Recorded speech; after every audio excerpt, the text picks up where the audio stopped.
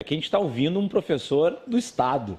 Acho que é impossível a gente pensar que um professor do Estado ganhe, né, um salário no mínimo justo, que tenha uma renda no mínimo. Acho que isso aqui é um consenso, né? Entre todo o Brasil, nós temos talvez o pior salário dos professores do ensino público do Brasil, sendo que no Brasil já não é um grande salário e é uma categoria que trabalha demais, que tem muitas dificuldades, que passa por uma série de achatamentos, né, sem nenhum tipo de reposição salarial há anos. Acho que ninguém pode dizer aqui que professor no Rio Grande do Sul é uma categoria privilegiada, professor principalmente do Estado.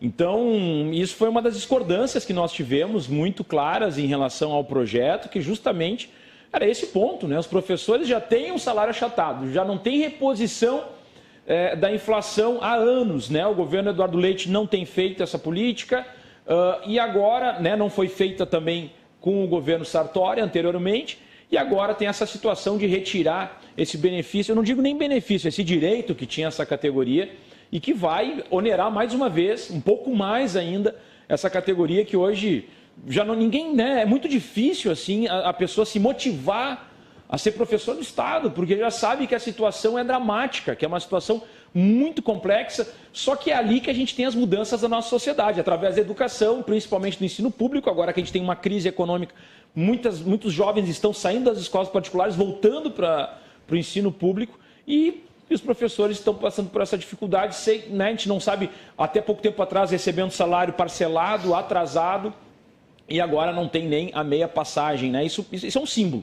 Eu penso muito como um símbolo, se tu valoriza ou não a educação. Então, o símbolo que está se dando por parte da prefeitura é que do tipo, não, nós não temos, né, uma preocupação real, uma valorização da carreira dos professores. A gente tem que fazer o comparativo da Carris, vinculando também o quanto a prefeitura realocou, né, deslocou recursos para as empresas privadas e também o perdão de algumas dívidas que a ATP tinha em relação à prefeitura, né, que dá mais 120 milhões.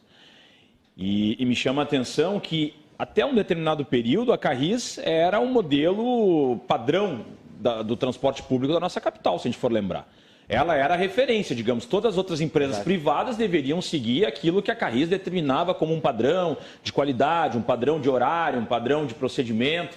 E isso foi sendo abdicado, até a gente chegar a essa situação que hoje a Carris... Decaiu, né? Como decaiu? Decaiu demais. E outra, o nosso transporte público, o próprio modal, digamos assim, ou digamos, nossos próprios ônibus decaíram. Se a gente for lembrar, os ônibus do início dos anos 2000, exato, né, eu me lembro que tinham ônibus da Carris ali que tinham a suspensão ativa, o banco era estofado, parecia que tu estava entrando num avião, assim, quase.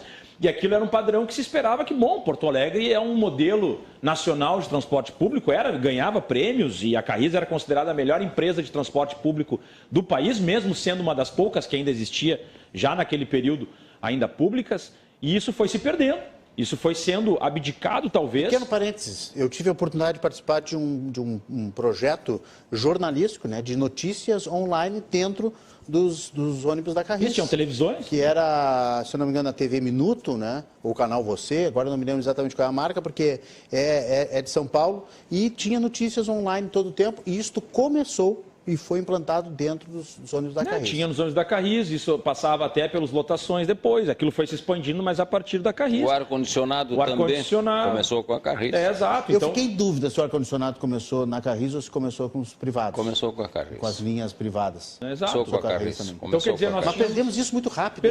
Perdemos, né, por uma série de fatores, e eu acredito que isso aqui seja, né, um debate mais profundo e mais longo também, que a gente vai ter que compreender, mas passa muito por gestão e muito por qual é o projeto que quer ser implementado, qual é o objetivo, como se vê o público e o privado, qual é a ênfase que a gente quer dar nessa gestão.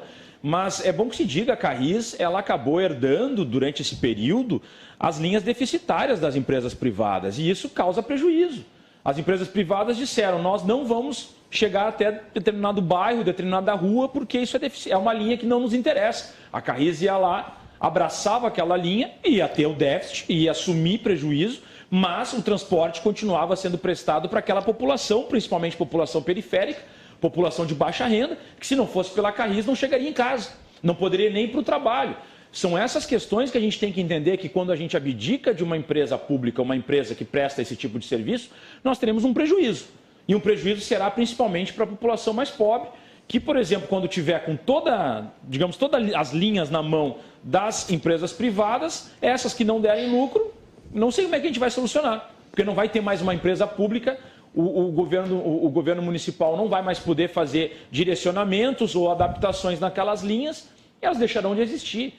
Essa é a diferença. Muitas vezes o que a gente vê como prejuízo no Estado, na verdade, significa que está sendo investido no bem-estar da população. Agora, é óbvio, a Carris precisa, mesmo se permanecesse como estava, precisaria de uma nova gestão, precisaria de novas alternativas. Nós temos casos aí que devem ser respondidos, que é de cargos de confiança e funções gratificadas, que são, o caso que é um vereador em Alvorada, que recebe uma função gratificada dentro da Carris, é servidor da Carris, mas também está atuando todos os dias em Alvorada, cumprindo o seu mandato de vereador, mas... Quer dizer, são questões que... Como é que ele está recebendo esse recurso? Como é que ele é uma função gratificada num cargo de chefia dentro da Carris e está, ao mesmo tempo, como vereador e ainda recebe como servidor no momento de crise que a Carris está quebrada? São essas questões que saltam aos olhos, que fazem parte da gestão. Enfim, em relação à Carris. Em relação à Carris. Claro, a Carris ela começa a decair a partir da administração Fogaça, principalmente a partir da segunda administração Fogaça. E aí ela vem num déficit crescente, existem casos de corrupção, e aqui você quem sabe que eu não faço aqui o discurso moralista, de que a direita é corrupta, a esquerda não sei. Eu acho que não é por aí, né, que a gente faz política, mas a gente tem que reconhecer que aconteceram, casos aí de corrupção. Eu acredito que tem uma questão de existiu sim um inchaço de cargos de confiança dentro da Carris. Tem toda uma situação de gestão que é criticável, Se a gente for conversar com os trabalhadores e trabalhadoras da Carris, eles trarão relatos vinculados a isso, e isso é uma bola de neve. Nós temos uma situação que vai degradando, e junto a isso, com redução de passageiros, aquilo vai... E esse é um problema da política no Brasil, Muitas vezes troca um governo e se faz terra arrasada daquilo que estava sendo feito, algum projeto, porque não é a minha administração, então aí tem uma descontinuidade. Recomeça tudo de novo, e aí alguns vícios também se permanecem, porque muitas vezes é uma reeleição de determinado grupo.